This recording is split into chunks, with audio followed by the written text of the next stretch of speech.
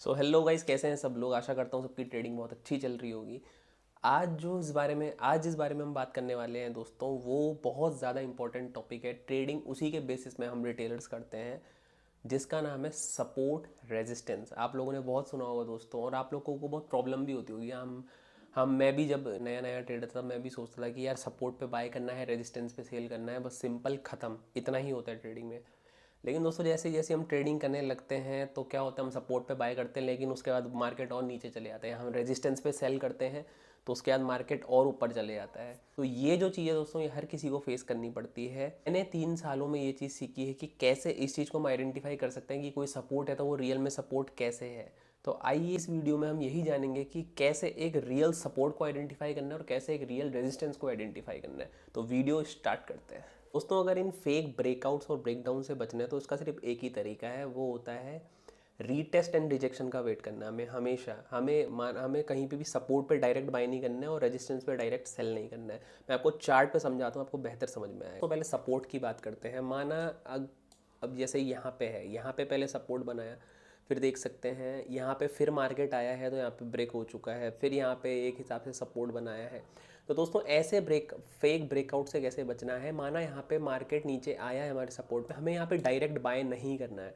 हमें कुछ ना कुछ, या तो ईएमए के स्ट्रॉन्ग ब्रेकआउट का वेट करना है, या फिर एक पैटर्न का ब्रेकआउट का वेट करना है, एक स्ट्रॉन्ग बुलिश कैंडल का वेट करना है, जो कि हमने फर्दर वीडियोस में बात कर रखी है। अगर आपने नहीं देखी तो वीडियो जाके देख लीजिए, आपको समझ में आ जाएगा। तो जैसे यहाँ पे है, यहाँ पे आया, देख सकते हैं यहाँ पे कोई भी, अब हम यहाँ पे बना सकते थे, लेकिन इस एक कैंडल पे हमें ट्रस्ट नहीं करना है। अगर माना हम इसको सपोर्ट जोन ले रहे हैं तो यहाँ पे इसको हमें, वाली कैंडल को हमें वेट करना है यहाँ पे। ऐसे नहीं कि तुरंत एक बुलिश कैंडल बनी और हमने ट्रेड ले लिया। शुरुआत में ऐसा होता है दोस्तों कि हम ट्रेड ले लेते हैं, लेकिन यही चीज़ एक एक बिगिनर को एक एक्सपीरियंस ट्रेडर से थोड़ा अलग करती है। ये चीज़ आपको वक्त के साथ ही समझ आएगी। तो यहाँ पे तुरंत ट्रेड नहीं लेना है, क्योंकि अभी मोमेंटम डाउनवर्ड्स है। हमें सपोर्ट रेजिस्टेंस दोस्तों कोई ऐसा नहीं होता है कि यहाँ पे सपोर्ट है तो यहीं पे ही सपोर्ट होगा। यहाँ से थोड़ा सा नीचे एक जोन होता है, जोन सपोर्ट का, क्योंकि बहुत सारे लोग ट्रेड करते हैं, बड़े बड़े लोग हमें खाने के लिए बैठे हैं रिटेलर्स को। तो यहाँ पे देख सकते हैं, यहाँ पे सपोर्ट पे आया, लेकिन हमें यहाँ पे डायरेक्ट बाइंग नहीं करनी है, हमें कैंडल का वेट करना है। अगर एक स्ट्रॉन्ग कैंडल आती है, उसका रिटेस्ट होता है, रिजेक्शन होता है, जैसे यहाँ पे हुआ देख सकते हैं।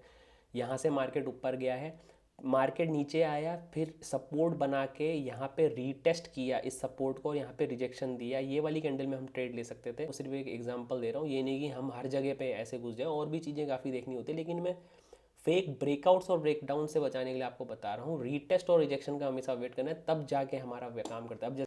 तब जाके हम कभी भी ऐसे फेक ब्रेकडाउन्स या ब्रेकआउट्स में ट्रैप नहीं हो सकते। मैं आपको फिर से चार्ट पे दिखाता हूँ एक और एग्जांपल के साथ। तो अब यहाँ पे देख सकते हैं, यहाँ पे एक बार सपोर्ट लिया था, लेकिन फिर यहाँ पे ब्रेकडाउन आ गया, फिर यहाँ पे ब्रेकडाउन आ गया, फिर यहाँ पे फिर सपोर्ट बना दिया, फिर ब्रेकडाउन आ गया।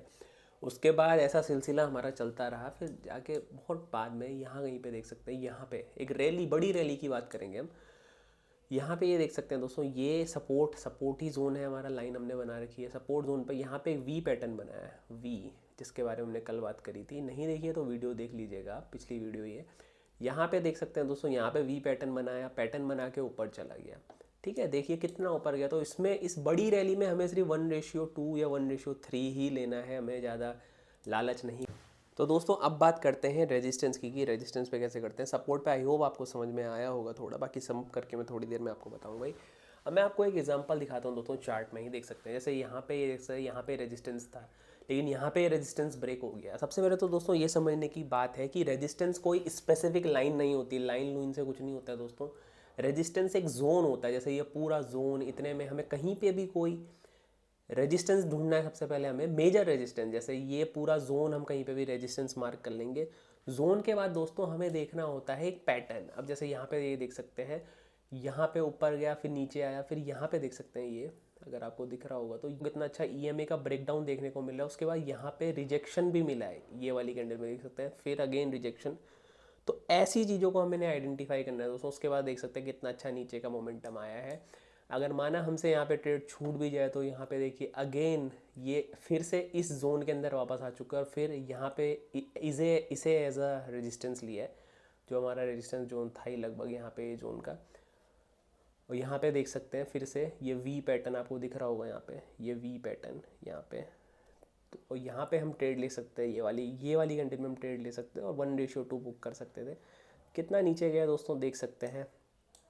फिर अगर हम यहाँ पे अगेन सपोर्ट की बात करें तो देख सकते हैं, फिर यहाँ पे आया है ईएमए का रिजेक्शन बनाया, सपोर्ट टेस्ट किया, उसके बाद ऊपर गया है, रिजेक्शन बनाया, कितनी अच्छी अच्छी कैंडल्स आई हैं।